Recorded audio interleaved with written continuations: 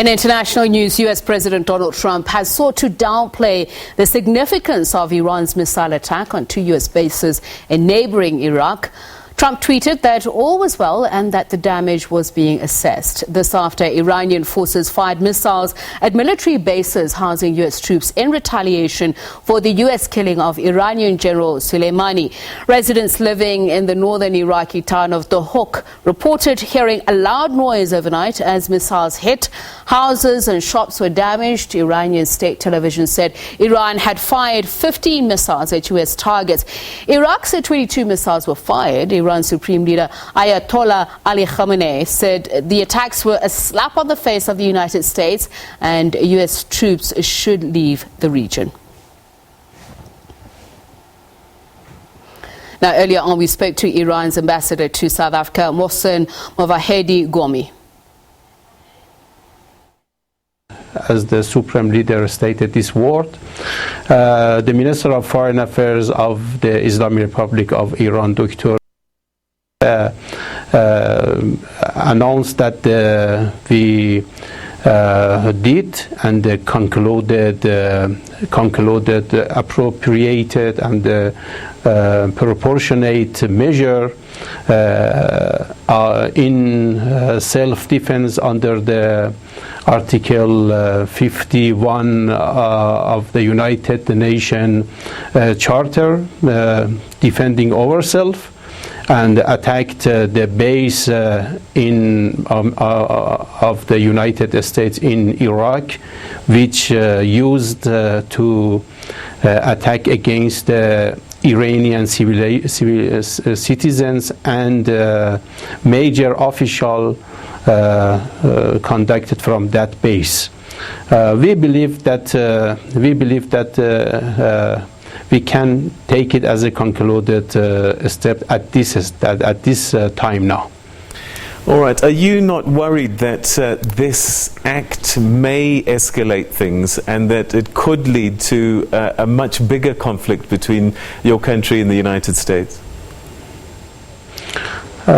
Yes, as we mentioned before, we are not looking for, we are not seeking escalation and war in the region, but we will defend ourselves strongly against any aggression and invade against Iran.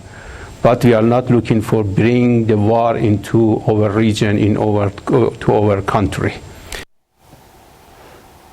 Now, Ebrahim Deen is researcher at the Afro-Middle East Centre. He joins us now for more. A very good evening to you, Mr. Deen. Thanks for joining us once again. He speaks to us via Skype. So let's talk about what is imminent. We know that the U.S. President Donald Trump is any moment now expected to respond to these attacks, which have been dubbed by the U.S. as concerning but not surprising. What is your point of view of this move by Iran? We spoke about it yesterday and that there was a need for posturing, but is it serious enough to cause an escalation in tensions? No, I mean, it basically validates what, everyone was saying over the past week, that Iran doesn't want a war, that it will retaliate in such a way that will be proportional and limited. And in fact, the response has been more symbolic.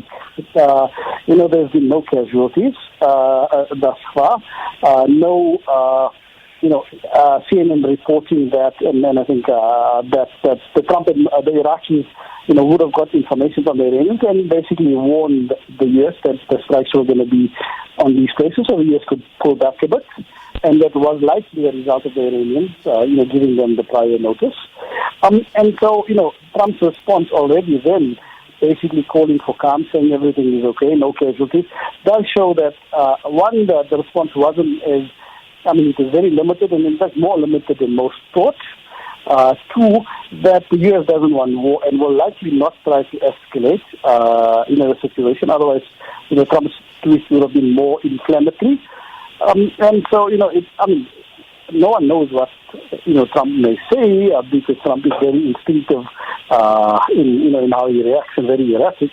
But from, the initial aftermath, it does seem as if, this may peter out.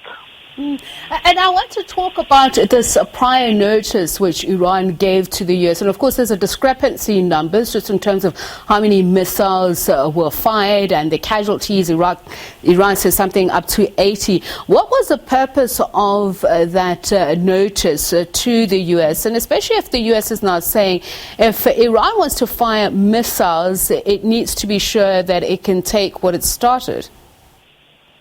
I mean, I think two things. One is the reason behind the prior notice was Iran needs to show some retaliation, because Qasem Soleimani wasn't just any ordinary Iranian. You know, the illegal assassination or illegal targeted assassination, yes, wasn't, it didn't comply with international law, but also it wasn't on normal Iranian targets. It was basically on one of the most influential generals in the country. So Iran had to take a step. But Iran doesn't want a war. Economically, its economy is suffering because of the sanctions. It's currently involved in mediation efforts, with other regional hegemons or, regional antagonists. And so, Iran had to say something, but say something in a way that doesn't escalate the situation. So, it's not a surprise, and in actual fact, it's Iran actually, as calculating and as rational as it normally does. Now, I want to talk about those missiles. We spoke about them yesterday, that the next couple of hours will be crucial, and that indeed Iran does have ballistic missiles, which a former defense chief has said from the US that they were launched with accuracy. Is this also a salvo that's been fired to show off Iran's military capability, or at least its arsenal capability? What are your thoughts of this? Even as much as the foreign minister says they're not looking for war, but they are seeking revenge. I mean, yes. I mean, the missiles, Iran using ballistic missiles was significant because it's direct. It's not an attack that was carried out, under the banner of popular mobilization. It's proxies in the region. It was a direct Iranian response. In terms of Iran's missile technology, it does have ballistic missiles, and ballistic missile technology is something that, at least long-range ballistic technology, the development of is, something that the Joint Comprehensive Plan of Action tries to slow down. But, these are short-range ballistic missiles, and it has been known for very long that Iran's missile technology is very strong. And that's why, the Trump administration or even the Obama administration previously, added in these clauses in the Joint Comprehensive